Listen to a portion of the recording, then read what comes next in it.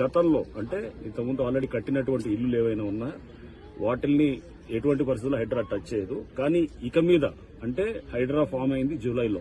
ఆ తర్వాత గనక ఏమైనా స్ట్రక్చర్స్ వస్తుంటే గనక వాటిల్ని ఖచ్చితంగా వాటిల్ని డిమాలిష్ చేయడం జరుగుతుంది. చెరువు ఎఫ్టీఎల్లోకి వచ్చి కడుతున్నటువంటివి కానీ ఇప్పుడు ఏదైతే గనక ఆల్రెడీ పర్మిషన్ లేకుండా ఉన్న వాటి గతంలో పర్మిషన్ తీసుకుని ఏమన్నా పాత డేట్స్ తోటి కడుతుంటే గనక ఓకే, దట్ ఈస్ యాక్సెప్టెడ్. కానీ బట్ ఇప్పుడు పర్మిషన్ లేకుండా వచ్చేటువంటి ఇక్కడ పర్మిషన్స్ కూడా ఇక మీద అంటే హైడ్రా ఫార్మేషన్ తర్వాత వచ్చే పర్మిషన్స్ కూడా అది వస్తే కూడా దాని మీద కూడా మేము చెక్ చేస్తాం.